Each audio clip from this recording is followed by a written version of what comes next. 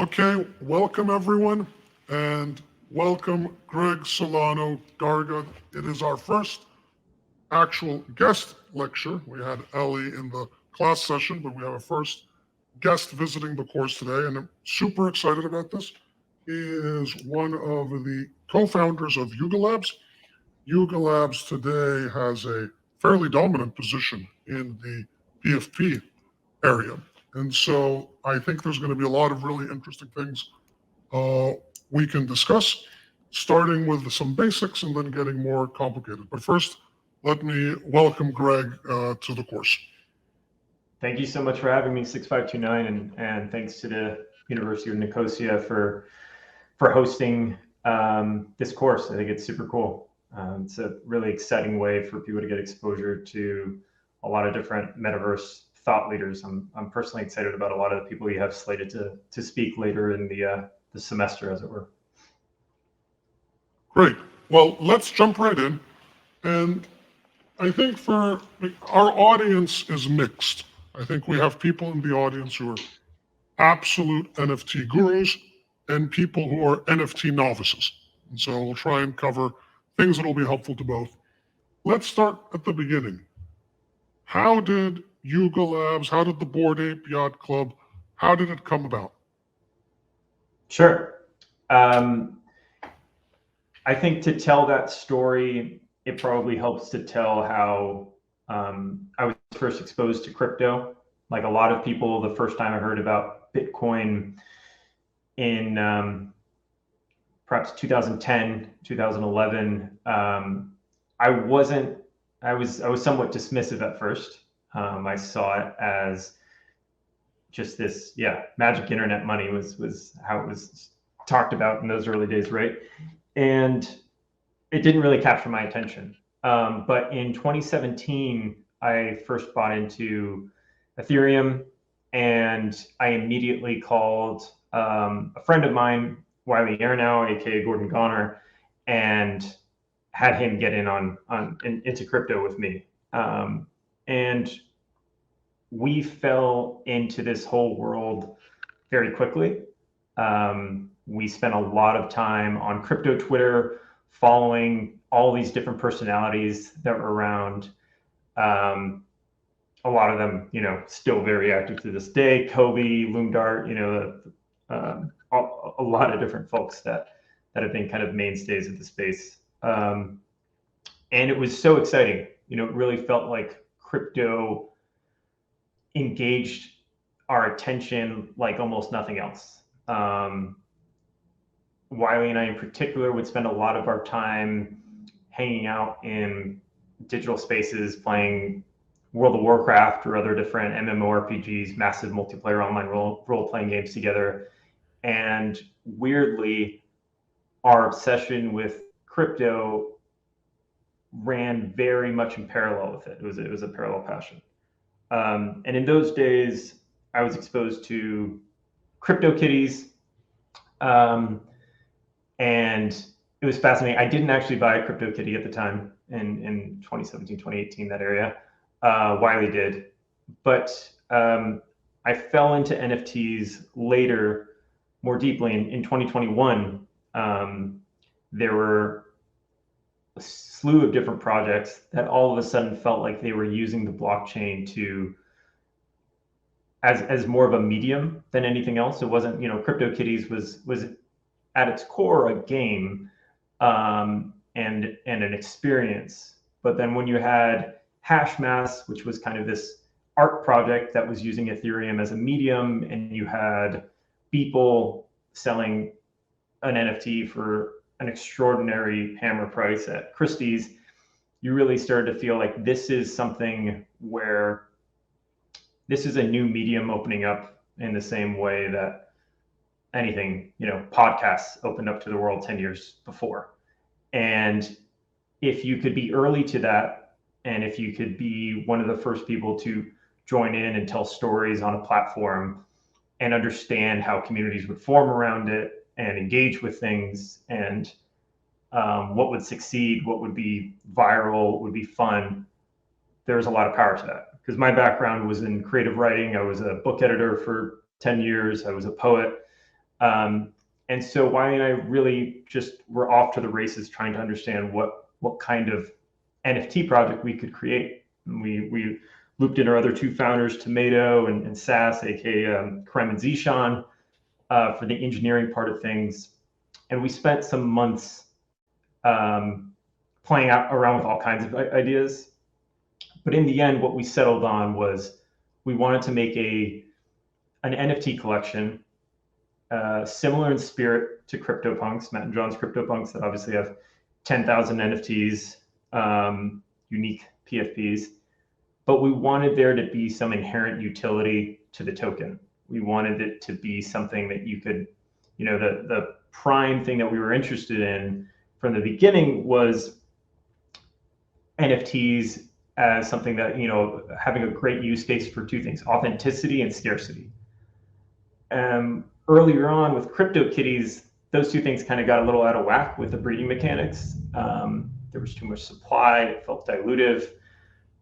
But with the wave of projects coming to prominence and the kind of rediscovery or celebration of CryptoPunks that was happening in 2021, it was really about the idea of knowing that you had this immutable NFT on the blockchain, and there was only X number of them, the provenance of that. And so we came up with the idea of Bored Ape Yacht Club.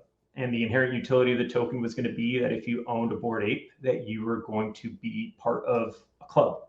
And what that club meant at the beginning was just that you were among like-minded people, hopefully, but also that you got access to a digital pixel board, a little space on our website, cryptographically verified, that you could use your token to get access to the quote bathroom and, graffiti on the wall.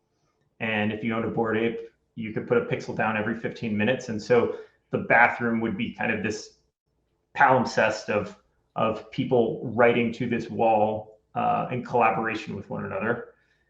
And that was the initial thing. And as far as the spirit of what Bored Ape meant to us early on, we really saw a lot of the early influencers and people in the space that we followed for years as Bored Apes. An ape is an affectionate term in crypto and in trading circles for people who dive headfirst into an asset or kind of throw caution to the wind.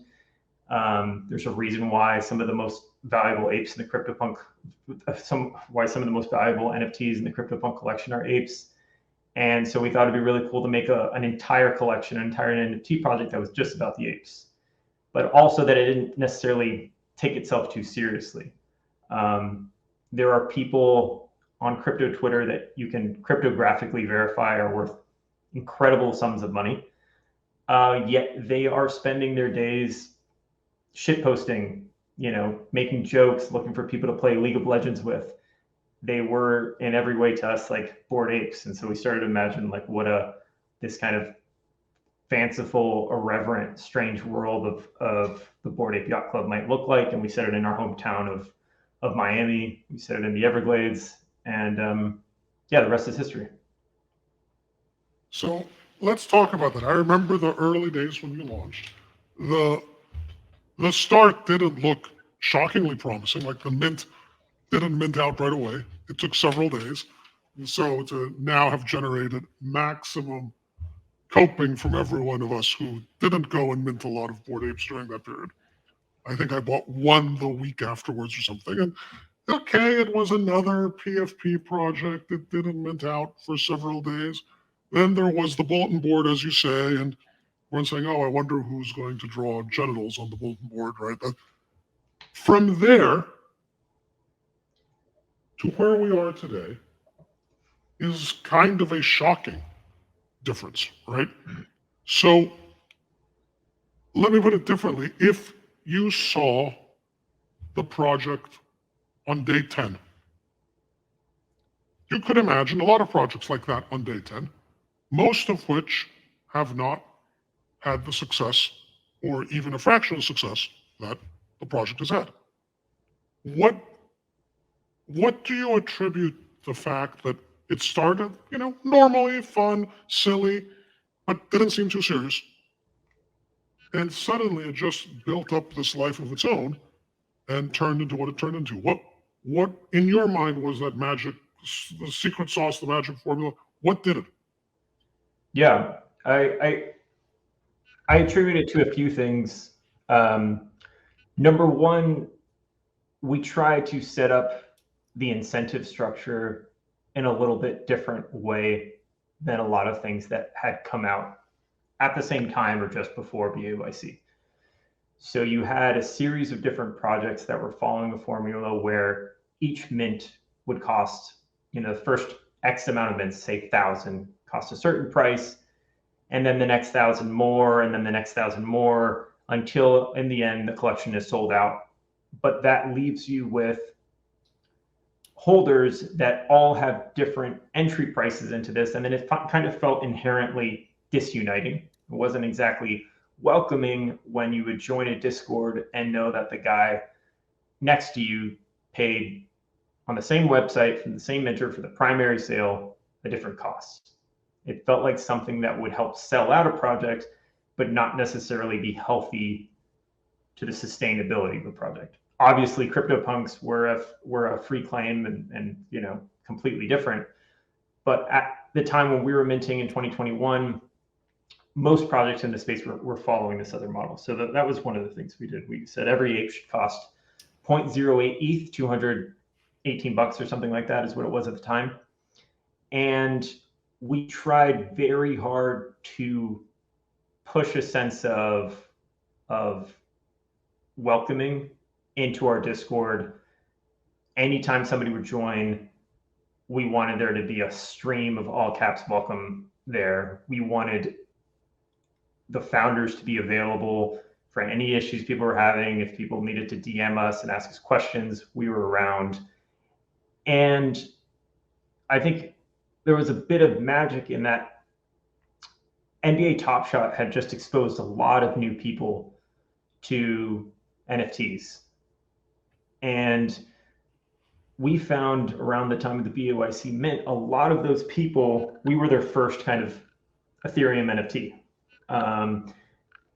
And there was a lot of excitement to that. There was a lot of people, we had built this project seemingly hoping for a lot of crypto native people to be exposed, when in fact, what ended up happening was a lot of people who'd kind of put a toe into this space. Yes, they bought something off Coinbase before, or they'd experimented with NBA Top Shots or otherwise, but we were the first thing to kind of bring them into setting up a MetaMask wallet and getting involved in a community. And capturing that kind of organic energy from the start and having those people so excited and finding each other. And as a reminder too, we were in COVID, so just finding friends and engagement and having a good time on Discord is a really powerful thing just from the start. That helped a lot. And I think also we, frankly, as the founders, we sold out the collection and then we worked 14 hours a day ever since to not take that moment for granted and try and create new experiences in any way that we could. And I think, when we were doing token gated merch, say a month later, and boxing up t-shirts and hats that we sold, and we were boxing them up in my mom's backyard. Yes, there had been token gated merch before, obviously the most famous of which would be Unisocks of, if you owned a token, you could redeem it for actual socks. But it wasn't necessarily a community or felt like something that could be its own lifestyle brand. And the other aspect I think that was really powerful the whole way through is we gave all of our holders commercial rights to their ape.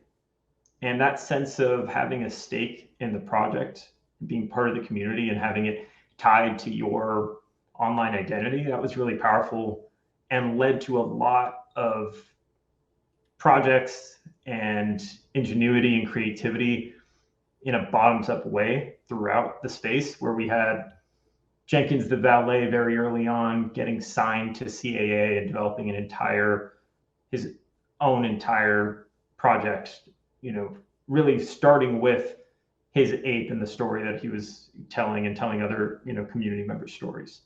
And we've now seen everything from animated TV shows that are in development to people launching clothing brands, sometimes very simple streetwear, other times as incredible as $500 exquisite cashmere cardigans being sold at Fred Segal. And that's been really special.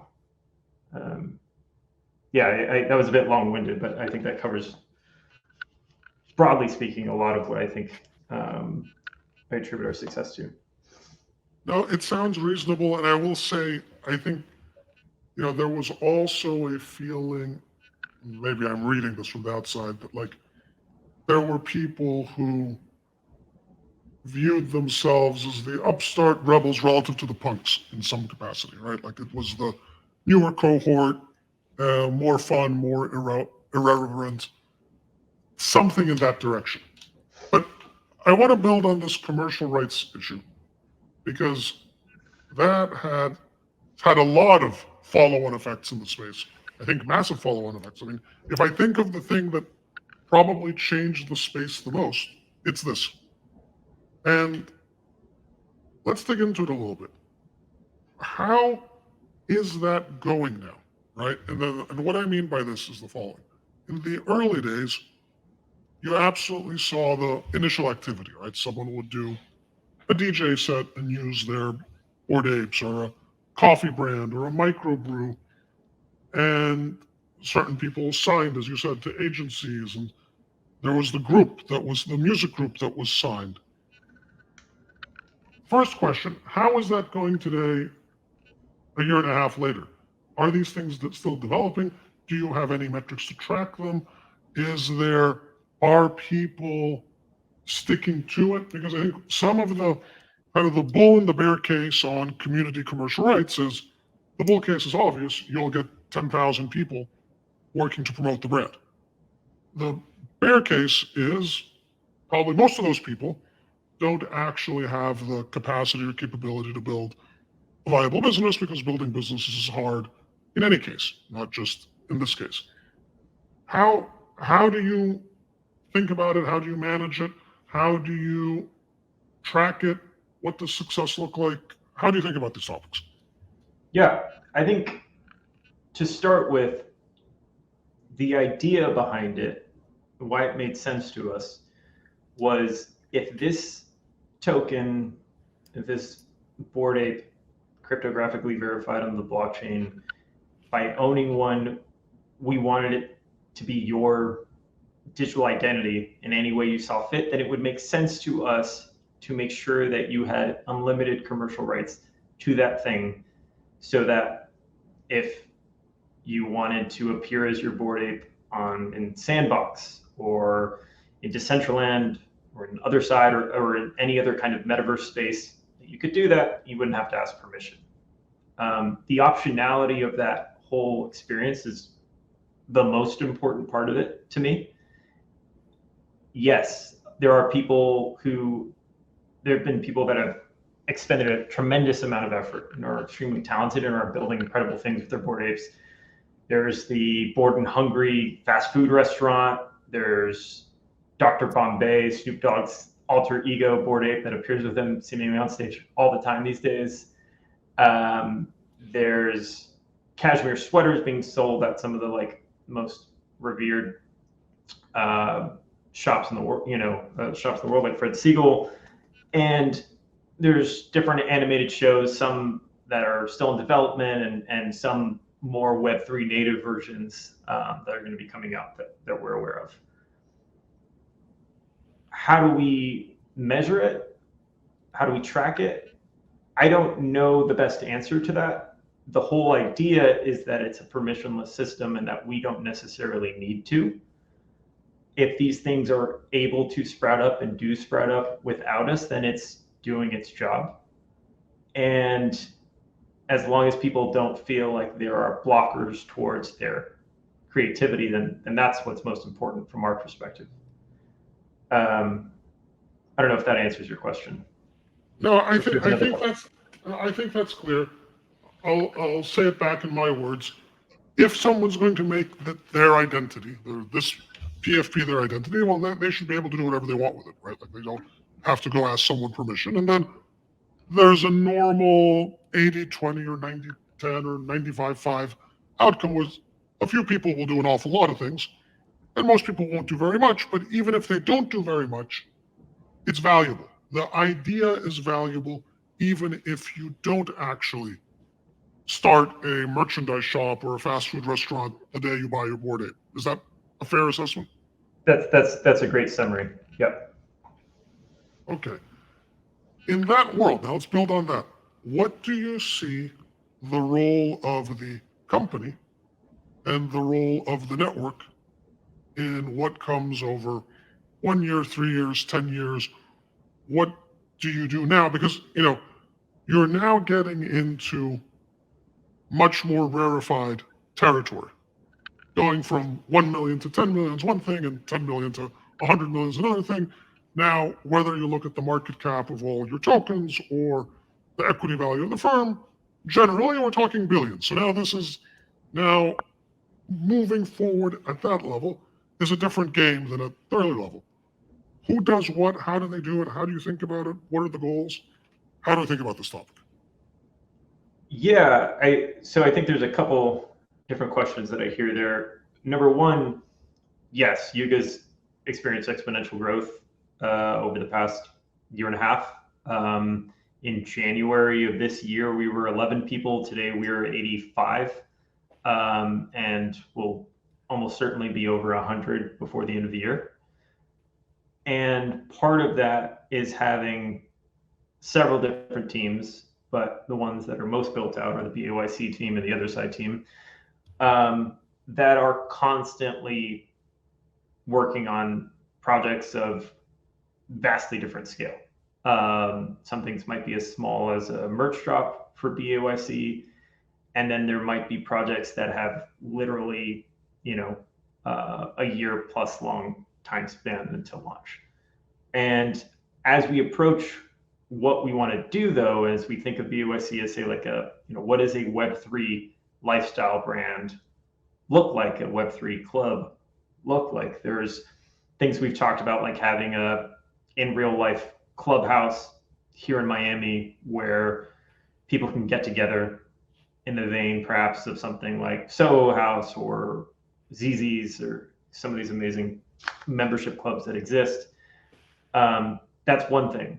And there's a lot of different aspects to what we're building with BAYC, but I'd say the most consistent question, and this ties into your question about commercial rights and what users do, is how do we do things in a way that's a value add and doesn't, say, impinge on or step on anyone's toes. Right now, there's several different animated series that I know of where people are either using at least one Bored Ape as a character in a show or something like that. That's awesome. If we were to come out and do, our own BUIC show and not incorporate the community, then that hurts those people who are going out and doing, trying to tell their stories. So how can we structure our business, what we're doing as a company, in a way where we're creating sandboxes for other people to build together and enjoy the commercial rights and connect with one another and all those sorts of things, rather than doing things that are redundant or duplicative or taking over things that really should be more on the community level than otherwise. Okay, that makes sense. Now you've mentioned twice lifestyle company, right? What does that mean to you? Early on, we thought of this idea of like, what would a Web3 Supreme look like?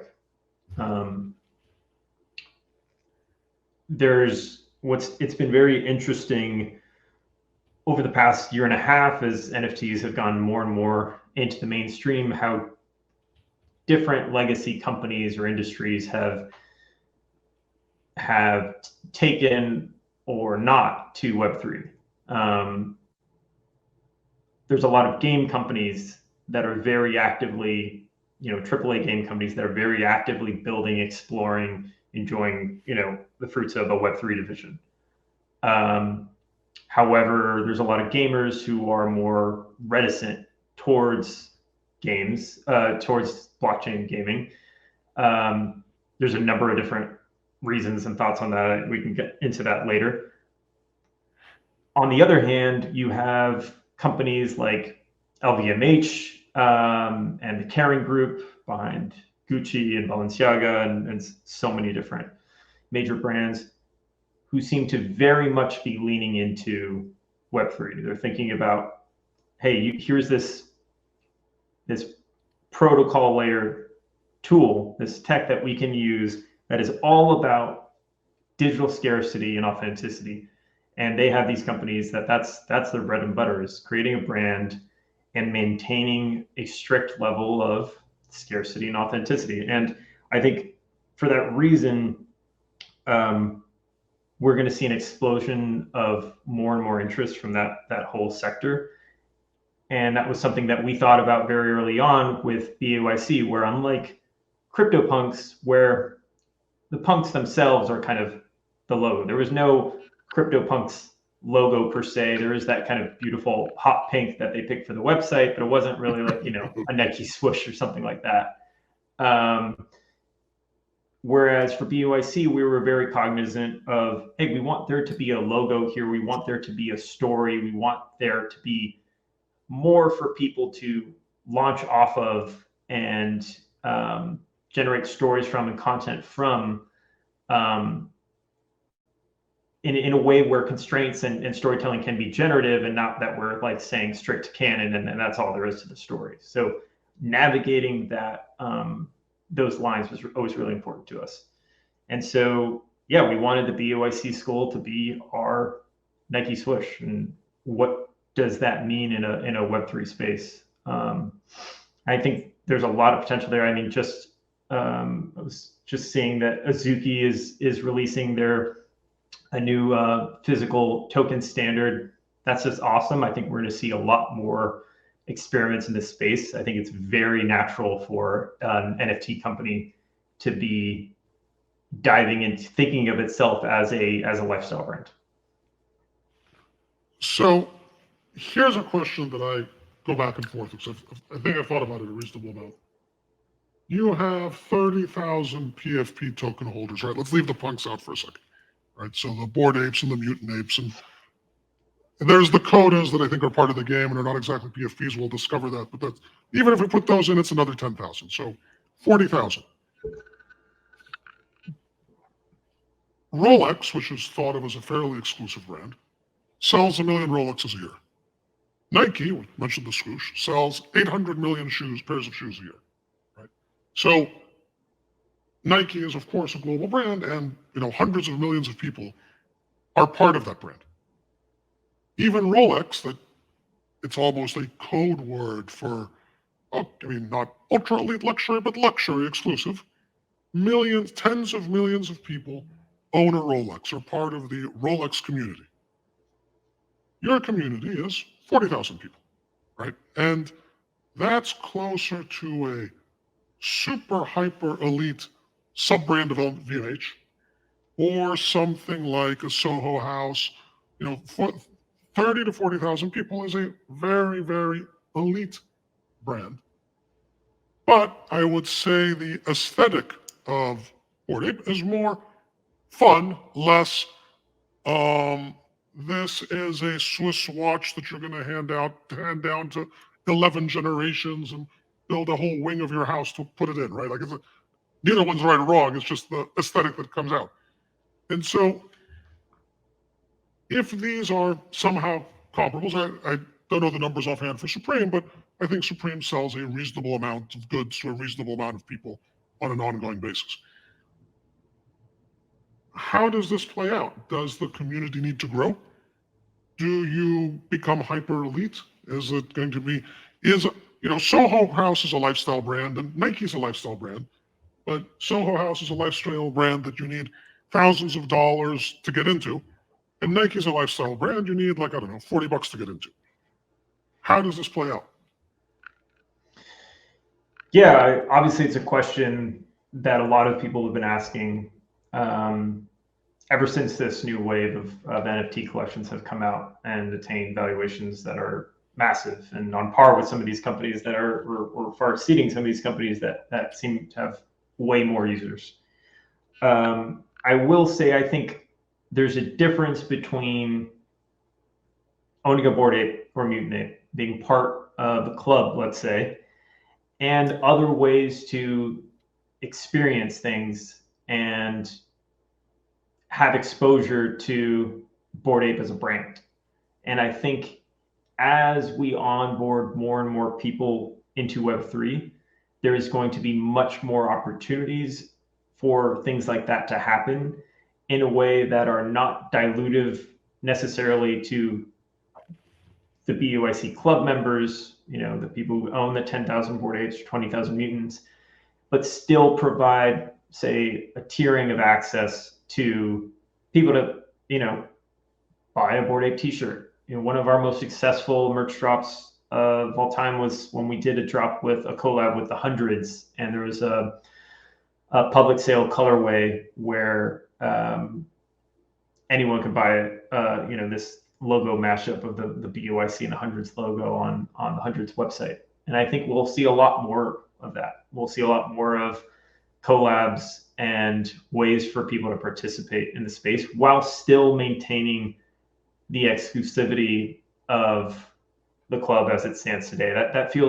That's very important to us. I think it's an unfortunate aspect of some, early NFT projects where breeding mechanics got totally out of hand and felt more akin to a free-to-play model where you're constantly having to devalue the original thing in order to gain new customer acquisition. I think there is a much more thoughtful and sustainable model attainable where you treat it, like I said, more like a brand and you're not constantly expanding the club or anything like that. Well, it's interesting you mentioned free to play because this has now gotten hot again with Gabriel Layden's Digi Daigakus, if I'm pronouncing it right. And it's getting a lot of attention. It's not 100% clear to me how that's different than other things that happen in the NFT space, because the airdrop might be free, but I went and bought a Digi I buy everything. I'll buy one of everything just to see how I feel when I own it. And it certainly wasn't free when I bought it. I think I paid 15 ETH. So, it wasn't, I doubt I will be playing whatever game's going to be there, but it certainly wasn't free for me to play it. I had to buy it on the secondary market in OpenSea. What does free to play even mean in the context of NFTs? There's a robust secondary market in these characters that is not at all free. And how do we think about that? Yeah, I think about free to play more in the sense of,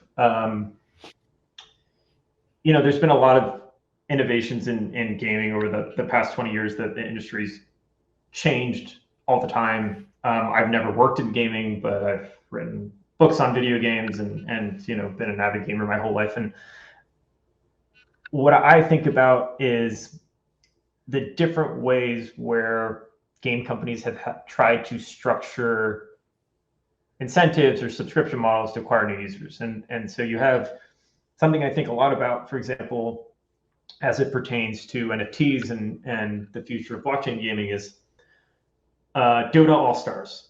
Dota All-Stars was a MOBA, so a genre of video game that now, we look at League of Legends, and it's one of the most popular and engaging video games in the world. And I think on crypto Twitter, like the most popular video game in the world, probably. But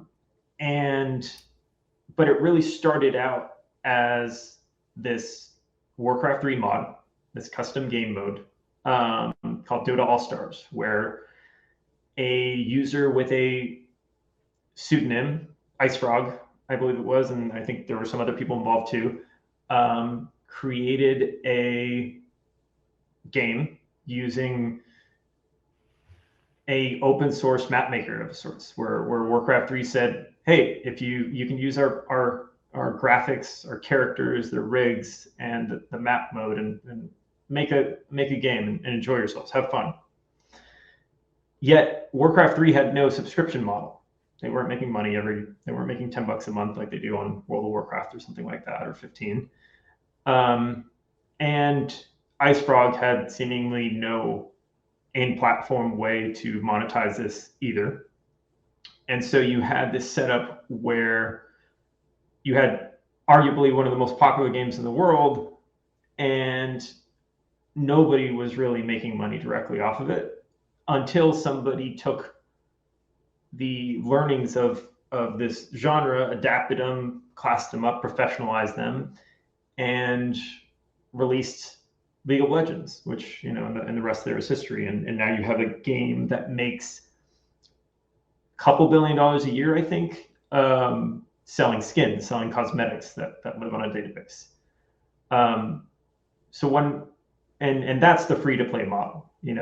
League of Legends now, they make incredible amounts of money on skins. So does Fortnite. Fortnite makes double, triple the amount that they do, I think. And obviously, these are just cosmetic characters. They're fun. They're your digital avatar in the game. You can send to friends, I think, sometimes, but oftentimes not. But you don't maybe truly own these things. And then you also have a whole lot of, quote, free-to-play or games that exist on the App Store. People spend over $100 billion a year on the App Store buying digital assets for games. And the way that those games work is you have to keep buying. You'll want a certain item. You'll finally shell out to buy it. But seemingly the next season, there's something that's even better, and then you're shelling out again and again. And what the statistics show us about those games is about 8% of the people playing them are accounting for like 90-something% of the revenue of these games. It's a very like whale-driven market. And so when I think about the opportunity for what Gabriel is calling play to own, or just in general blockchain gaming, it's the idea of how do we create an incentive structure where the next time somebody is creating a game on top of a platform, the way Dota All Stars was made on top of Warcraft 3, that the content creator doesn't need to go off and, or the person doing this doesn't have to go off and create a YouTube channel or a Patreon or something else in order to monetize the development. That the idea that these things are NFTs at their core means that the ownership and the tradability and the access and a lot more crypto native things here will make the value accrual much smoother, and so that you don't have another company popping up and sucking out all the value. And I agree. I don't know that like that the whole play to own thing or free to own thing is a bit of a meme here, and that there's been a lot of things that have functioned in this way. But what I'm just excited about is the idea of games where there's the inherent openness and interoperability of NFTs, and what that opens up for gaming across different platforms, where no longer, if there's that authenticity and scarcity inherent to NFTs and it's in a game, then it feels like the traditional free-to-play sunk cost systems where you're constantly devaluing the previous thing maybe don't need to happen if there is a value accrual that can happen, as opposed on like you say, a platform royalty level or something like that. Okay, well, you mentioned royalties, and it was on my to-do list, so let's jump into it. there has, and I'm going to do a little background for the audience. I think through the first couple of years of NFTs, one of the things that has been um, promoted as a positive feature, particularly for artists, is that they would earn secondary royalties on, and by what this means is royalties on someone selling their NFT to someone else, right? So a primary sale is when it's sold by the artist or the project creator to the user, and a secondary sale is when that user sells it further down.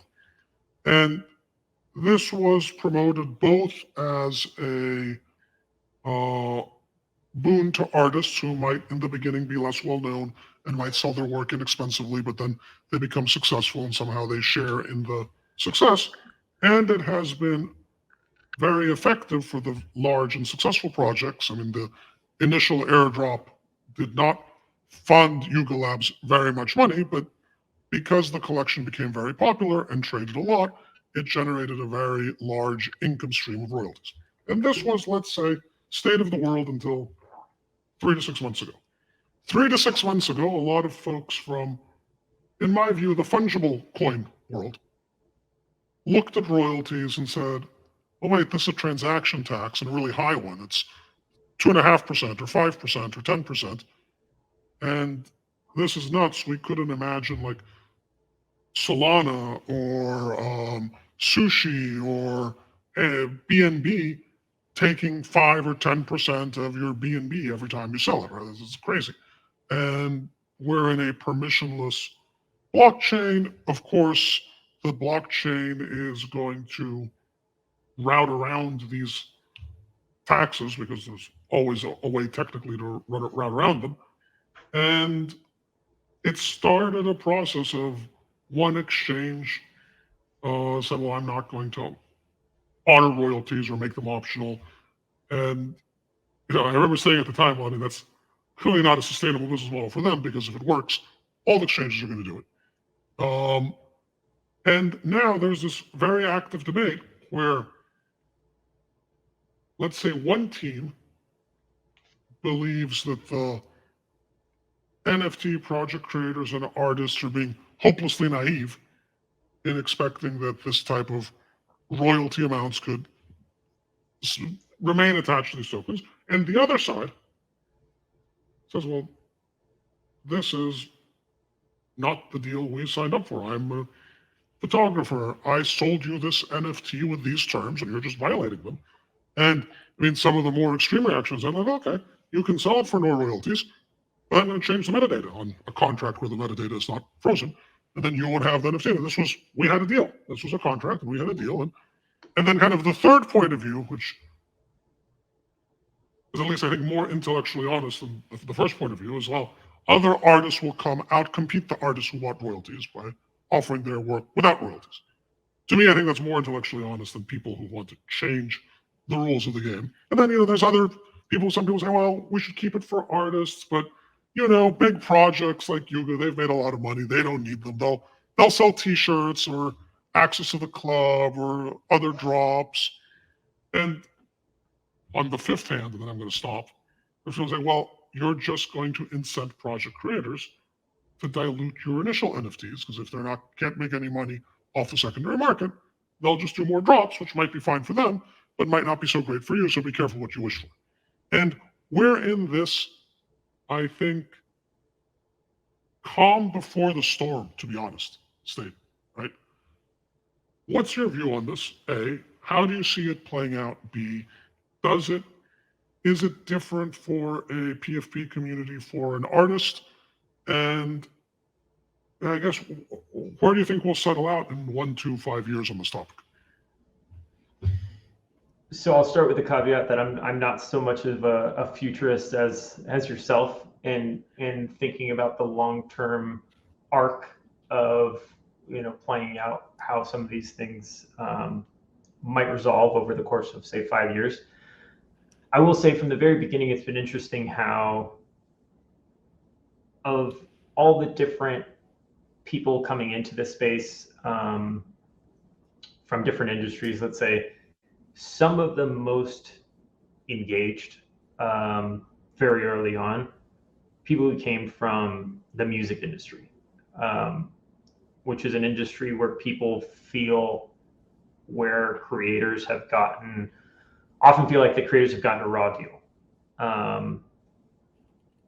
My partner, Guy Osiri, who's a partner here at Yuga, that's certainly what interested him about the NFT space. Is here it is a world where creators can have a smart contract on day one on their terms and not wait until, whereas a lot of musicians, they don't have a great contract day one. They work their way up to it with help and managers and agents and all this stuff over time.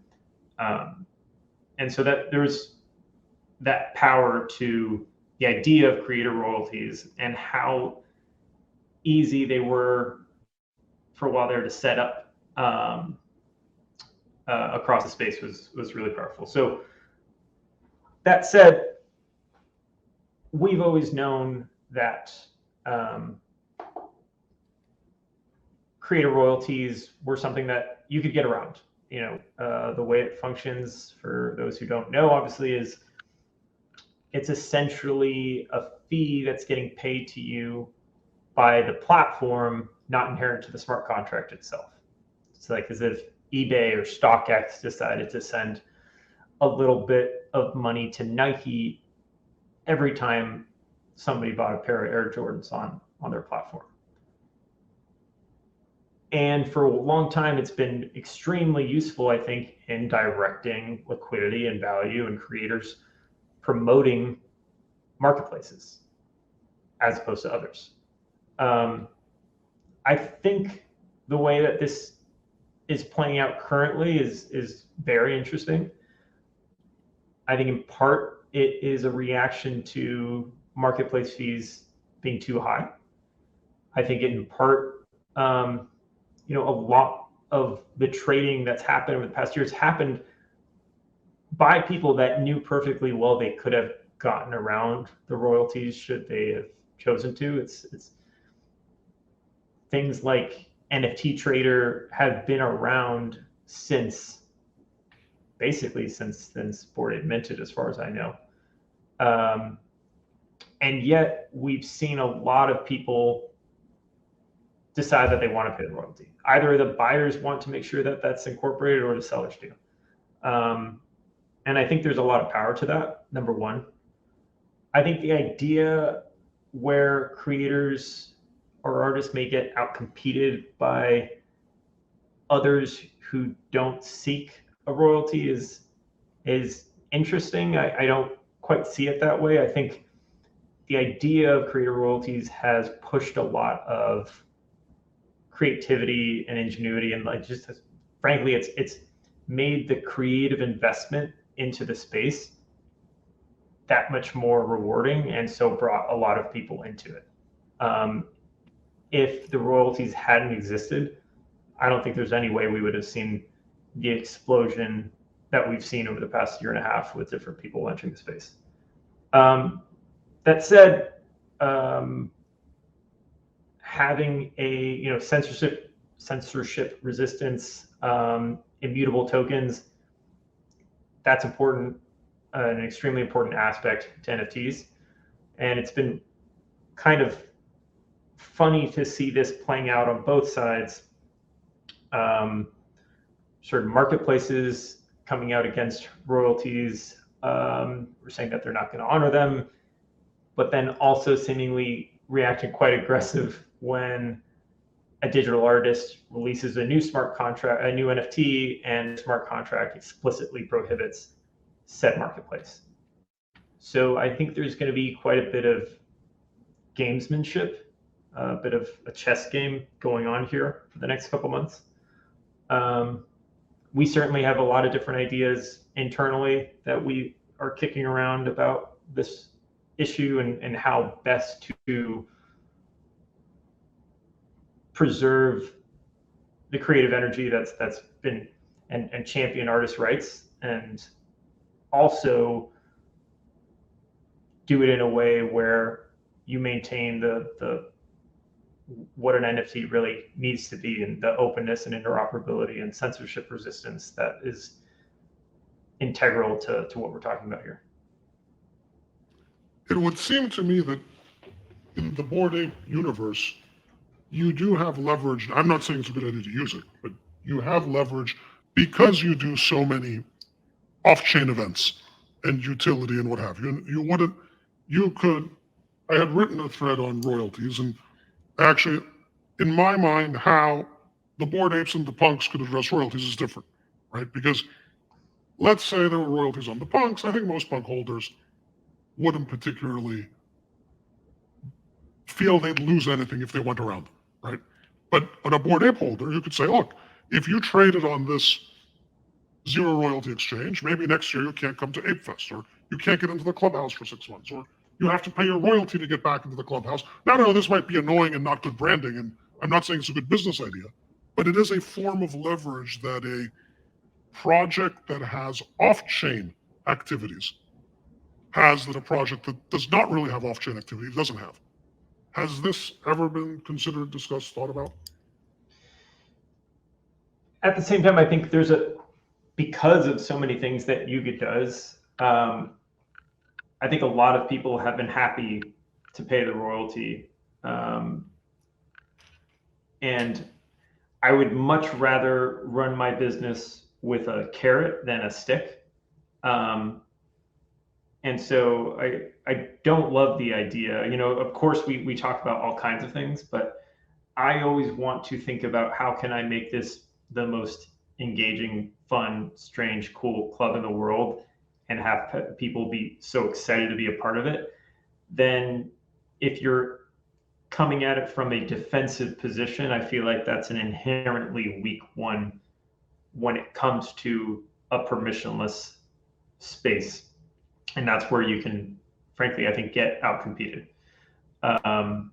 So it's just about trying to find how can you create an optimistic incentive structure rather than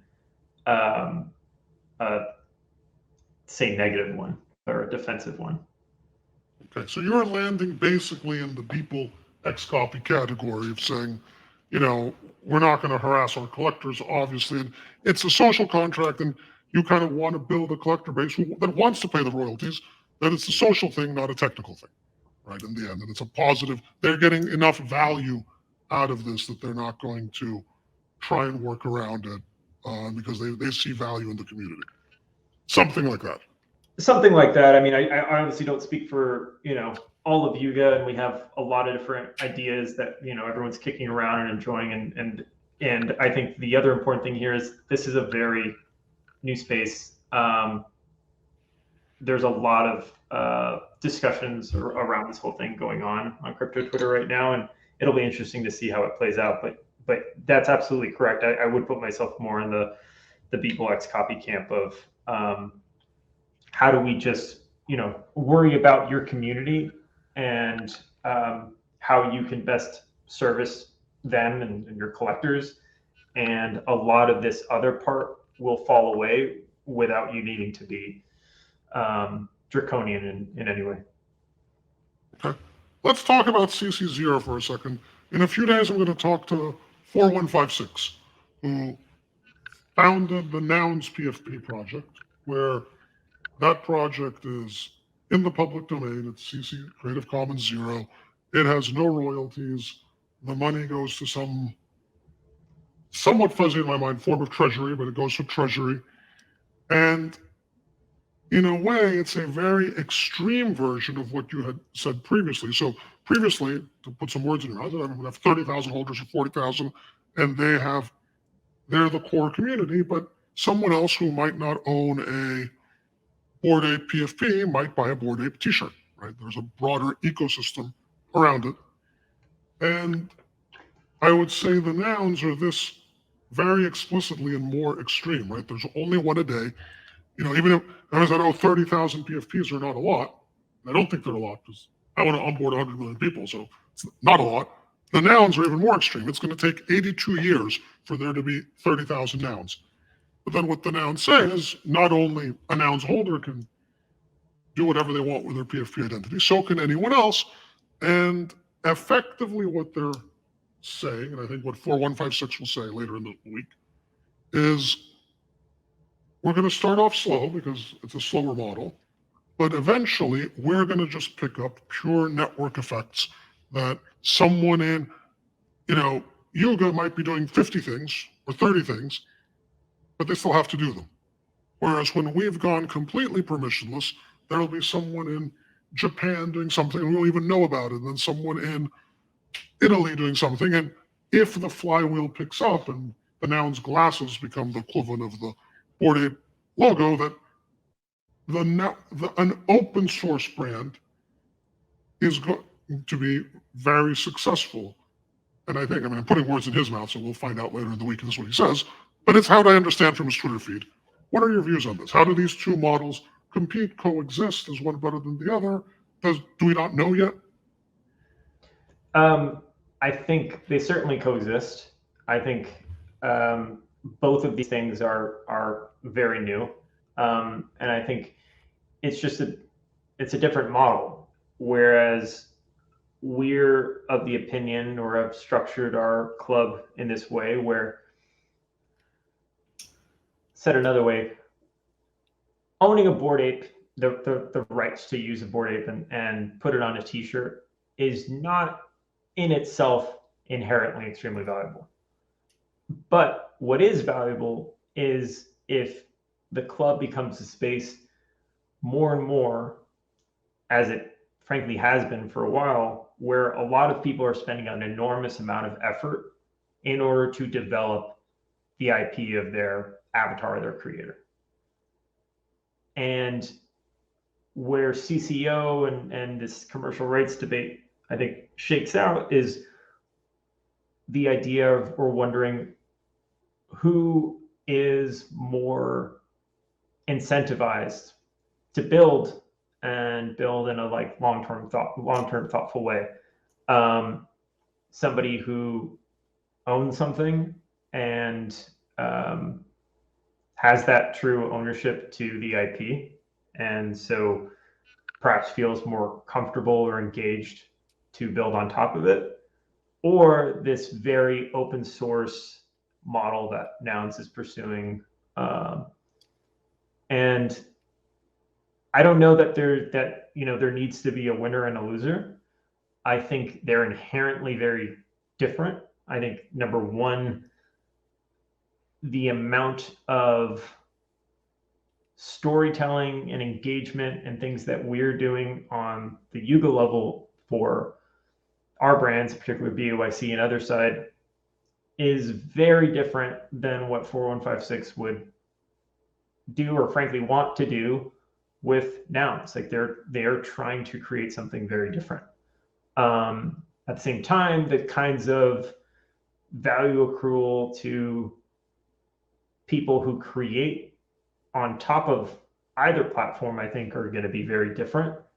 And how that shakes out is kind of remains to be seen a bit, as the model that they've taken. I think he would agree, just it's going to take longer to see whether or not it's truly working as intended or not. And I think, but he's a very thoughtful person and is excited, I think, about the experimentation and the testing. I think I was seeing that they're planning on deleting their Discord. I saw that. Yeah, that's. I don't think we'd ever be able to do that.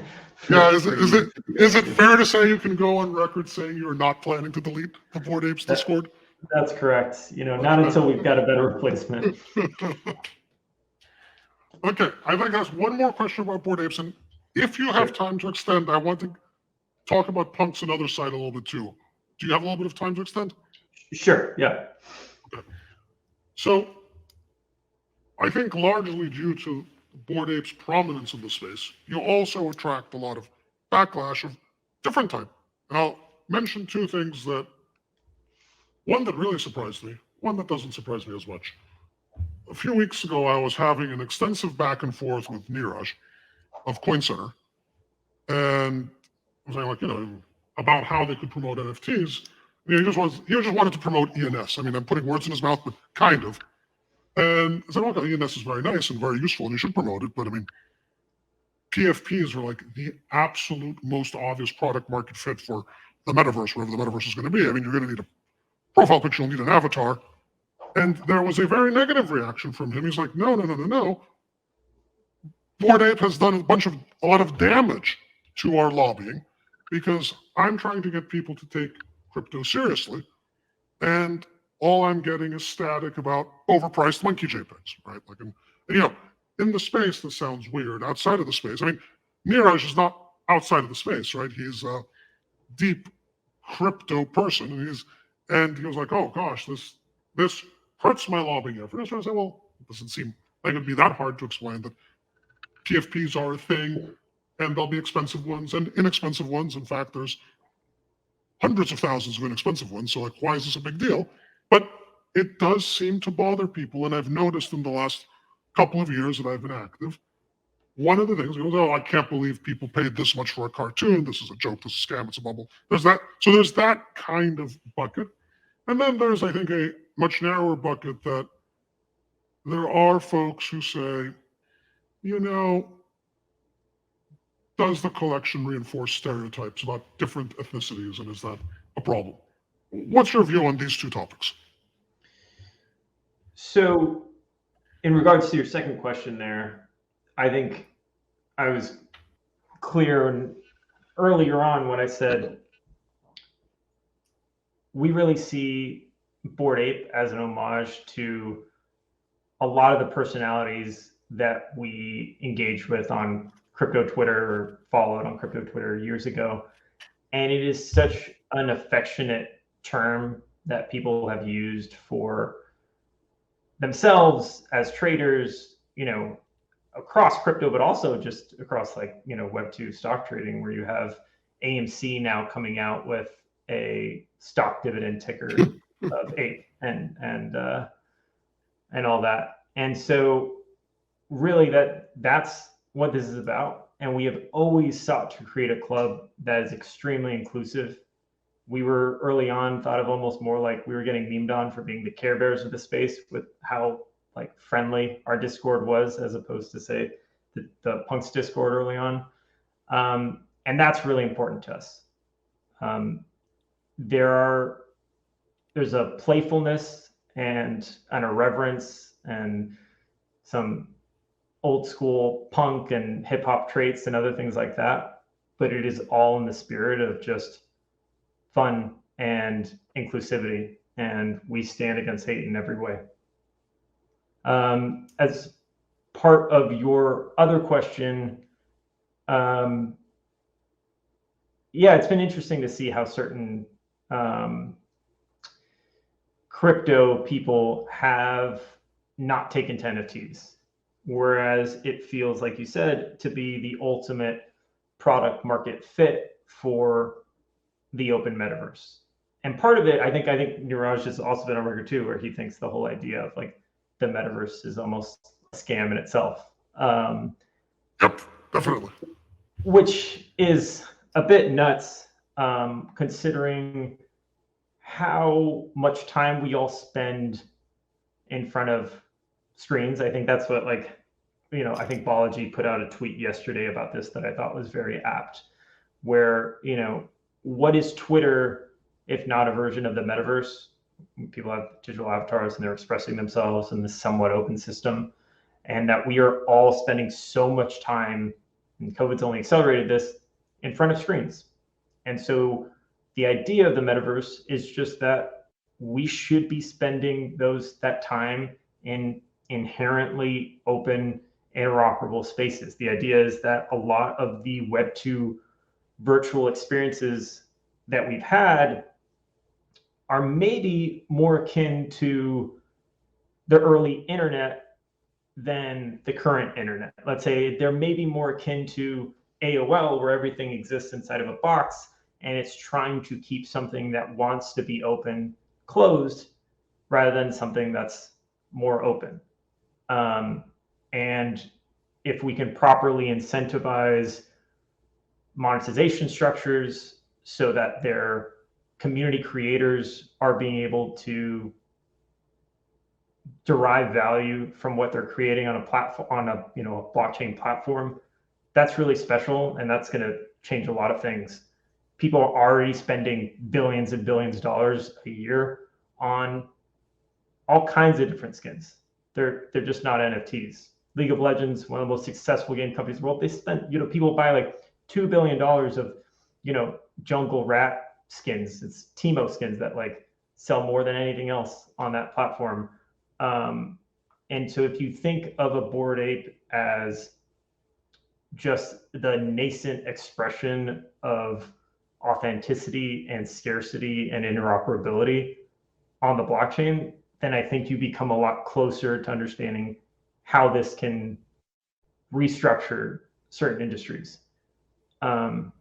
So yeah, it is a little heartbreaking to hear from certain people who don't get it and whose job is to educate others and are so incredibly flippant about the idea of getting an education or engaging more directly with creators in crypto.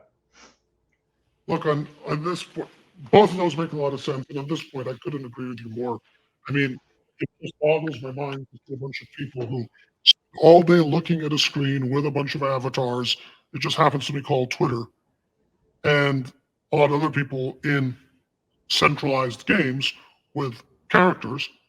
And those same people are like, oh, PFPs and metaverse is practically a scam. And you're like, wait, this is the better version of what you're doing, right? This is the actually crypto native version of what you're doing. This is literally the actual most likely use of non-custodial crypto for most people on the planet.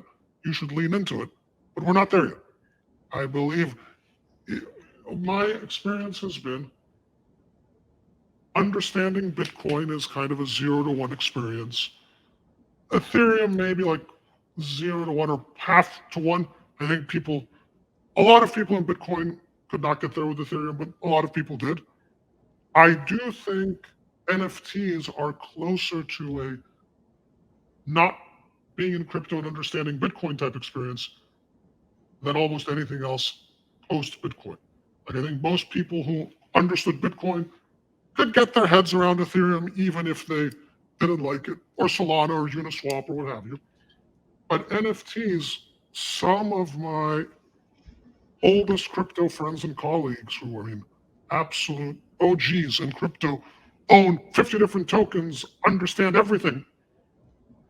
I spent 6 to 12 months harassing them about NFTs before I could get them to sort of mentally accept the model. I'm like, look, this is the exact same thing as Bitcoin. It's the exact same thing. It's the same concept. It's just the same concept for non-fungible objects. So I'm with you. It's strange. Okay, we mentioned games, and you mentioned games at the beginning, and multiplayer universes. Let's talk about Otherside. Why don't you tell us what Otherside is? I think a lot of the audience will know, but maybe put a couple sentences at the beginning for those who don't. And where are we? Where are we going? What are we doing? What are the goals of Otherside? Absolutely. So Otherside is a metaverse platform in development.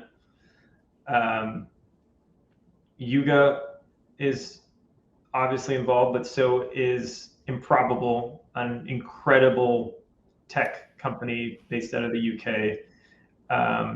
We had an initial customer experience about 2 months ago where we had 4,500 concurrent users in one space, in one virtual space. It was incredible. We called it First Trip.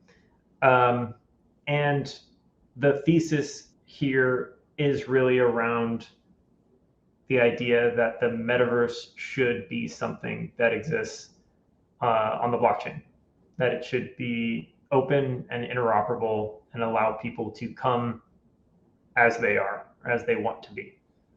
The most special video game trailer I ever saw as a kid was the Super Smash Brothers trailer, where you had like Link and Zelda, but also Super Mario and Bowser and Kirby and so many other people all mashed together in this world. And that's close to our vision of what the metaverse can be, except not just enabled by the fact of Yuga owning certain IP in the same way Nintendo does, but in the fact that in a world where people are creating projects that are entirely public domain or CCO, or following commercial rights models like the ones that we've extended to all of our projects at Yuga, then any game can be kind of like Super Smash Brothers. And it was really important to us too, though, where we don't want this to be like any other Web 2 game. It's just on the blockchain. Hey, it's just a MMO, but the NFT, every asset is an NFT. It needs to embrace certain aspects of the metaverse that haven't been done before, really. And that's where having that extreme density of users, as like what we showed on the first trip, is very integral to how we want people to experience the metaverse. We want there to be more interaction. There's a lot of big companies out there that have visions for the metaverse. Obviously, Facebook rebranded to Meta. I don't want to speak for anyone else, but I think the vision there is very hardware driven. There's a lot about VR and perhaps in the future AR that people are thinking about in the metaverse. Whereas our vision of the metaverse is a space where just the social engagement and where we want to spend our time in digital spaces is what's most important. And as somebody who grew up playing MMORPGs like EverQuest or Star Wars Galaxies or World of Warcraft, there are games with absolutely atrocious graphics and frankly not much better UI or UX. And we were running on 56K modems, where I had some of the most important relationships in my life form on those platforms. I have friends that met their significant others and spouses playing MMORPGs. And I think when we have metaverse spaces where that embrace a lot of the openness that we actually had more and more back then than we do nowadays, with how much more closed source certain games are, that a lot of that potentiality and that experience will open up, and it's inherently better to build a metaverse on the blockchain than it is not to. And that's where it feels like Yuga can compete with absolute giants, where we are using a hive mind of UGC creators to build on top of a platform in a way where they will be able to retain the most value, and so we will attract the best users. And other side is our bet on that, and in the same way where Warcraft 3 was a great game, super fun game, but also had Dota All-Stars, which spawned a whole industry on its own that was like just creator made.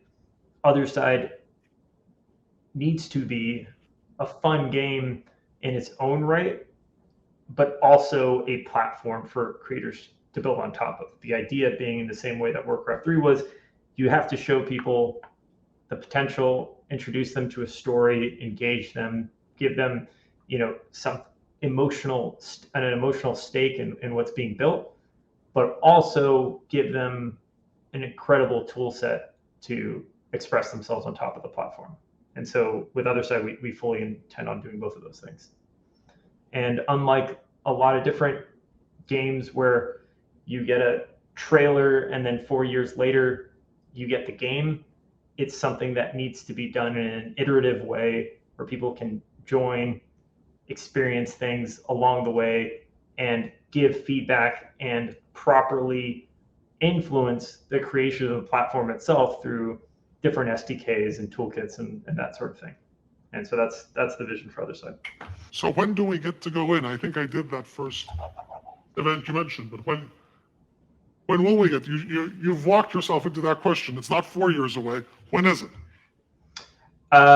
The persistent world will be coming in 2023, Okay. but there will be multiple experiences, many multiple experiences along the way. But the initial kind of persistent world where people will have full access to the initial customer experience will be in 2023.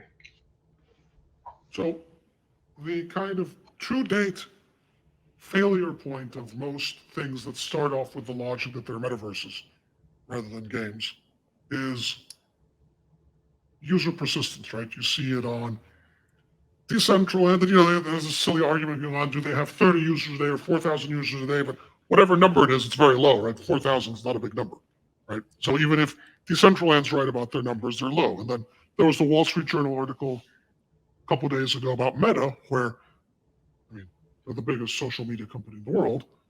And there, people came, they checked it out, they didn't go back, right? And the concurrency of improbable is very impressive, but the general failure mode of these types of things is you come, you look at it, you say, oh, wow, that's really beautiful. I see this with the 6529 Museum District, right? People come and say, oh, wow, look at this amazing museum. And he did a great job displaying generative NFTs. And then, okay, people are busy and they go to their lives and they're not going to come back and look at it every day for the same reason you don't go to the MoMA every day, right? Like, people have a life to live. Conceptually, I understand the idea is people will have their land and the toolkit, so they'll develop things, and you're hoping the community develops interesting things. And I'll throw one more out there. Tim Cook, I think again today, was saying, look, it's not going to be this type of stuff. It's going to be augmented reality of the type of you're going to be living in your day-to-day life. You'll have these cool Apple glasses, I guess, next year.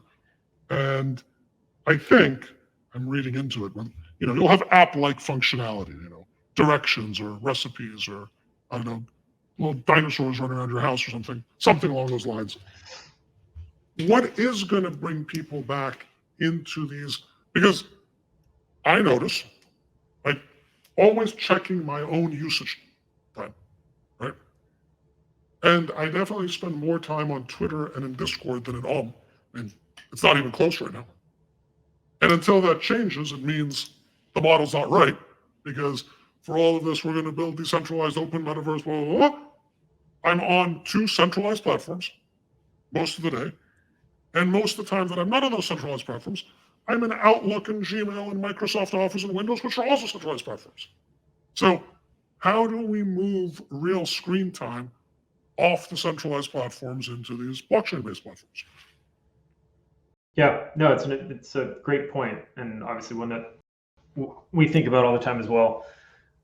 Number one, I think it needs to be easy to jump in and jump out.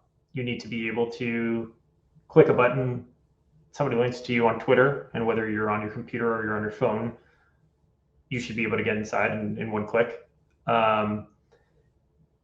That's something that is being built into how that's how other side will function.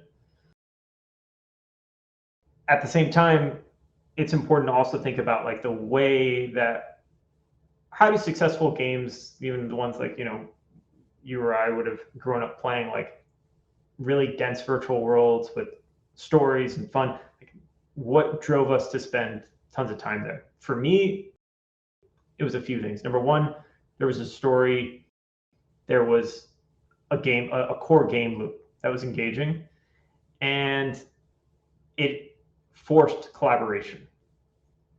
If you think about, I played a ton of League of Legends in my life. I have never made a friend playing that game. I blocked tons of people that say toxic things and are trolls and all that, but I've never made a friend on League of Legends. I have played League of Legends with friends, but they're friends I made playing EverQuest or World of Warcraft or something else. Because in those traditional MMOs, there is a reward, very tangible reward, frankly, for interacting with other people. The only reason you make a friend in the metaverse is because you're getting your ass kicked. If you need to slay the dragon and you can do it on your own, then it's step off, dude, this is my loot. But if you have that kind of forced collaboration, that incentivizing it, then that opens up the space for some of those relationships to form. But do you actually spend all your time in the metaverse actually going off and slaying dragons and playing these game loops? If it's anything like the games that I'm talking about, no, you actually spend a lot of time in guild chat or in the marketplace or the bazaar looking for items or setting up shop or doing kind of more relaxed things. And so I think it's a lot about, these are things that we're constantly thinking about is you need to reward people for collaborating, make it so they have to talk to people and engage with people and have fun doing that. And then you also need to create the spaces where it can be the living room couch of the internet, where you can just hang out with people in the same way that a lot of people are using Twitter and Discord to this day. And so if you're not building with those two things at the forefront, then yeah, I think it's you're destined to fail, because even those two things are very difficult to pull off. Yeah, I think it's going to be an incredible decade of experimentation. I don't think anyone's nailed it yet. Right? I mean, there's very successful games that in effect have become metaverses. I don't think anyone has started with the word metaverse and gotten an experience really right. Like, because if you did, it would be a Twitter-sized company, a Facebook-sized company, right? Like we'd spend all our time. All right, let's wrap up with the punks. In first quarter of last year, Yuga bought the IP of the punks and the Meebits, but I think people care more about the punks, and the Larva Labs punks and Meebits. And beyond this being like utterly shocking to anyone who was there less than a year after the mint, right? I mean, if you could have taken odds 9 months earlier, what are the odds that not only the Bored Apes would flip the punks, but then buy the punks? And I think people would have given you 1,000,000 to 1 odds, right? Like it's the most improbable thing that happened in the last 24 months. And it was very interesting because even though the punks had this image of decentralization, their actual license terms, as far as anyone could tell, were fairly centralized. And I say as far as anyone could tell because the Larva Labs founders are absolute geniuses, but didn't communicate very much. Right? So a lot of people were just guessing what they were thinking. And this is what I think got 4156 upset with him at the end, and he sold his ape. And so you move the punks to the commercial rights model, which objectively is a more decentralized model than they had before. I mean, there's no question about that. It's objectively more decentralized. And I thought that was very good. But also, a lot of OG punk holders didn't feel nice. They felt disillusioned. And if you dug at it, what was the thing that was bothering them? It felt like a corporate thing had happened. You say, well, but, it's just as corporate before as it is now. It was owned by one company, now it's owned by a different company, and this company is more open. And I think, I'm putting words in their mouths, but I think this is actually how it is. There was a state of suspended disbelief before. Because the founders were very much absent, and I think in a good way mostly, right? People could just project onto the punks that, it's an OG and it's an OG message and it's a message of crypto and decentralization. And then the crystallization of, well, IP was owned by a company, now it's owned by another company. I think to some of the OG punks, I don't think they loved it. Right? I mean, if there was like a mixed reaction. I was among the more positive of the group, but I think some of the more OGs were less. Well, there's a lot of people in wait and see mode, I think. Like seeing like, okay, what will happen? Now, with all that, how do you view the punks? How do you view the punks in your broader extended universe? How is your stewardship, how's their pathway might be different than the Bored Apes? What does this all mean? How should the punks community think about this topic from your perspective? Yeah, Absolutely, it's different. It's completely different than CryptoPunks is very different from Bored Ape Yacht Club and sort of the communities and the projects should be treated extremely differently because of that. Our vision of CryptoPunks has always been that they are like the Mona Lisa of NFTs, the early cave paintings of NFTs. They are these originals that should they be treated with respect and good stewardship, will always flourish. And that our job is to do just that. That what's good for punks is good for apes, and what's good for apes is good for punks. That's why, frankly, we wanted to own them rather than someone else who might, because we felt like we understood that if something bad were to happen to punks, it wouldn't be good for apes. And the only reason we felt like we could acquire them, that there was a path forward here, was if we were going to, as you say, decentralize the IP with a full commercial license in the vein of what we did for VUIC. That felt to us just to be objectively better for punk holders, and something that we felt like was being asked for a while, or at least clarity around it. And so we have taken a slow approach here, and hope to continue to do so in a way that is in active communication with punk holders.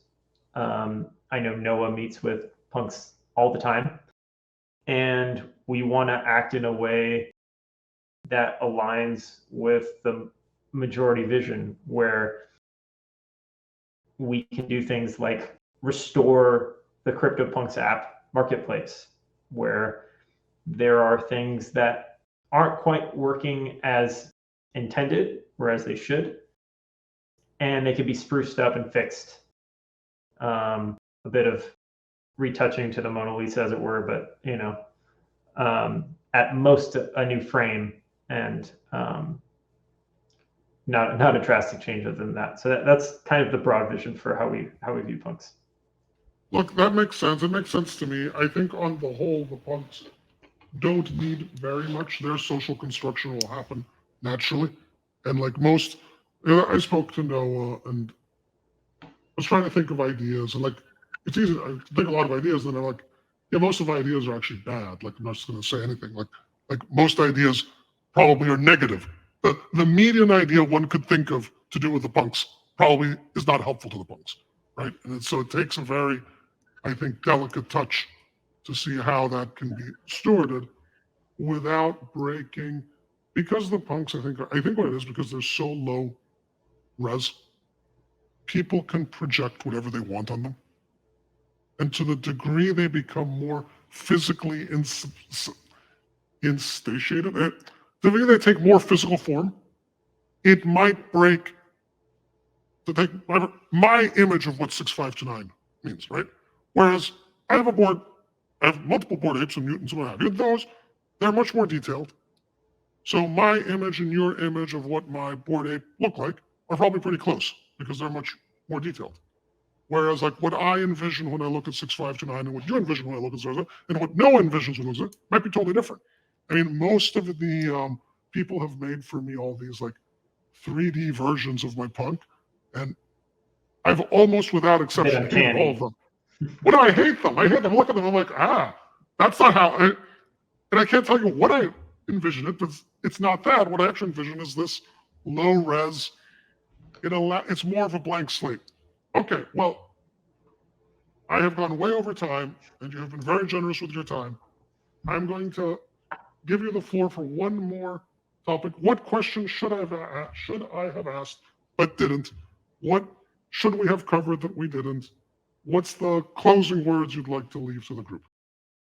Question that you should have asked but you didn't. I don't know. I wish we got to talk more about memes and shitposting or something like that.